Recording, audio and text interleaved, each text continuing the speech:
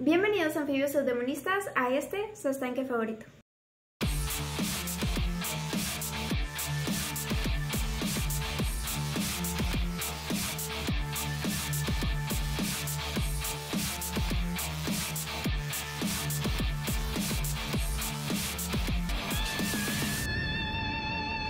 Hoy vamos a hablar del gen y las mutaciones. Primero que nada vamos a definir qué es un gen. Un gen es la unidad básica y funcional de la herencia. Está formada de ADN, que si no han visto el video de ácidos nucleicos, se los dejo aquí en esta pantalla para que vayan a verlo, porque ahí hablamos un poco más de lo que es el ácido desoxirribonucleico. Y bueno, los genes tienen la función de guardar información con la cual construyen las proteínas y los ARNs de la célula. ¿Y qué pasa si la información del DNA cambia? ¿Cuáles son las consecuencias en la célula? Para ello vamos a hablar de la mutación. Una mutación es cualquier cambio permanente en el DNA de un organismo. En otras palabras, es una modificación en el archivo de la información de la célula que en este caso sería un cambio en su genotipo, es decir, en el conjunto de genes de algún organismo. La maquinaria molecular transcribe y traduce fielmente las mutaciones en la secuencia del DNA. El resultado de esto es la producción de nuevos tipos de proteínas. En ese sentido, las mutaciones pueden provocar cambios en las proteínas y en el ARN que afecten el fenotipo del organismo. El fenotipo son las características visibles en los organismos como resultado del funcionamiento de los genes con relación al medio en el que se encuentren. Por ejemplo, el color de los ojos. Los genes se encuentran en los cromosomas o en plásmidos, en el caso de las bacterias, y por ello están formados por ácidos desoxirribonucleico. En los virus existen genes que están formados por ácido ribonucleico, pero son casos especiales. De igual forma, aquí les dejo el video de los virus para que vayan a ver. Los genes, a pesar de codificar para una misma proteína, puede variar de un organismo a otro en ciertas regiones que no están tan conservadas. Hay que recordar que los genes están compuestos de nucleótidos y los nucleótidos pueden variar afectando la función de las proteínas que se van a producir a partir de este gen. Es importante señalar que los genes tienen regiones conservadas y regiones poco conservadas. Las regiones conservadas son aquellas que si se modifican, el gen muy probablemente pierda su función. Y las regiones poco conservadas son aquellas que a pesar de que sean modificadas, no afectan en gran medida su función. Es decir, puede aumentar o disminuir la actividad de la proteína, también puede tal vez aumentar o reducir la afinidad de la proteína por otra molécula con la que interactúa, como en el caso de las enzimas o proteínas receptoras. Dependiendo del tipo de mutación, se pueden observar cambios en las proteínas generadas. Gracias a las variaciones en los genes es que los seres humanos nos podemos diferenciar unos a otros a pesar de ser la misma especie. Sin embargo, si la mutación causa la pérdida de la función de la proteína, esto puede causar muchas enfermedades, desde problemas en pequeñas deficiencias metabólicas hasta la muerte del organismo incluso antes de nacer. También hay que mencionar que gracias a las pequeñas mutaciones en los genes es que existe la evolución. Si las mutaciones causan alguna deficiencia en el organismo, este morirá sin reproducirse y perpetuar dichos genes defectuosos, o se reproducirá en menor medida que los organismos con mejores genes o que tengan una larga vida en la cual se podrá reproducir bastante, lo cual podrá pasar sus genes a las siguientes generaciones, permitiendo que sus genes se perpetúen, y con el paso del tiempo estos pequeños cambios en genes causarán la evolución de la población, siendo esto la importancia de las mutaciones. Existen diferentes tipos de mutaciones. Un tipo de mutación común es la mutación puntual. En este caso, si la DNA polimerasa se equivoca al poner una base en la nueva cadena de DNA y la actividad de corrección de la DNA polimerasa, así como el sistema de reparación de apareamiento, falla en la corrección de ese error, es decir, de la base mal apareada, antes de que tenga lugar otra ronda de replicación del DNA, ocurrirá un cambio en la secuencia de bases en el DNA y pues este solo cambio en una sola base se le llama mutación puntual. ¿Y qué ocurre cuando una mutación puntual se transcribe y se traduce? Para contestar esta pregunta, consideremos el caso anterior de la mutación puntual en el ser humano con la proteína hemoglobina. La hemoglobina es abundante en los glóbulos rojos y lleva oxígeno a los tejidos. Cada proteína de la hemoglobina está compuesta por 4 polipéptidos, 2 copias de alfa-globina y 2 copias de beta-globina.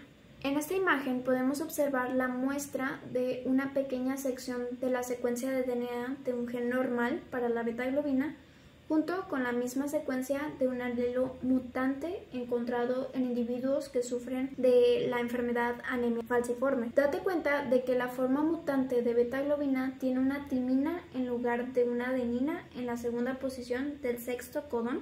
Los codones son estos tripletes, van de 3 en 3 los codones. Entonces en este caso sería el sexto codón especificado en este gen. Y bueno, en relación al código genético, que tal vez lo abordemos en otro video, se confirma por qué esta mutación puntual es significativa.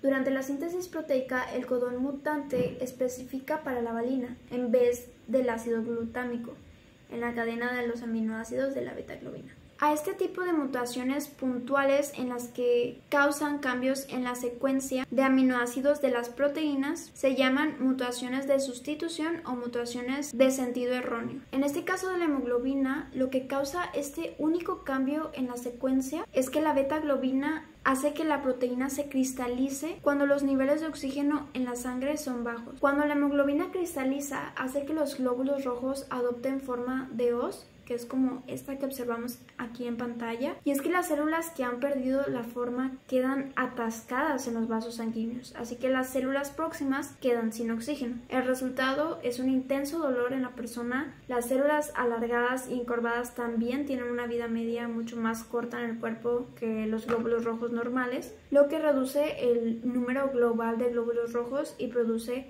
la anemia en las personas.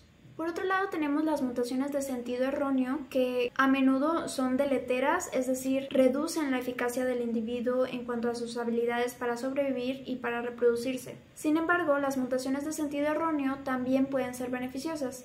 Por ejemplo, la anemia falciforme se desarrolla solo en personas homocigotas para el alelo falciforme, pero las personas que son heterocigotas para este alelo tienen una ventaja en su eficacia en regiones del mundo donde es común una enfermedad llamada malaria. El efecto ventajoso es posible porque la enfermedad de la malaria lo que hace es que este parásito infecta los glóbulos rojos. Pero si un individuo tiene un alelo normal para la hemoglobina y un alelo falciforme, los glóbulos rojos infectados con el parásito tienden a enfermar mientras que los otros funcionan normalmente.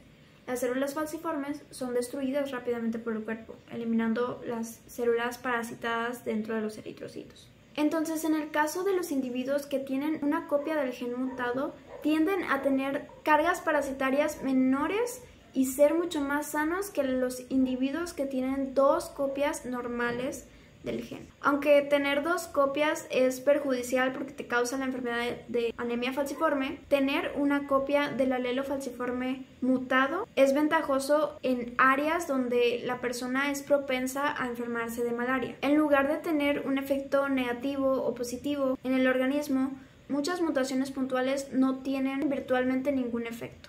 Para comprender esto, supongamos que en el sitio siguiente al gen de la hemoglobina, es decir, de la tercera posición en el mismo sexto codón, una timina hubiera sido sustituida por una citosina.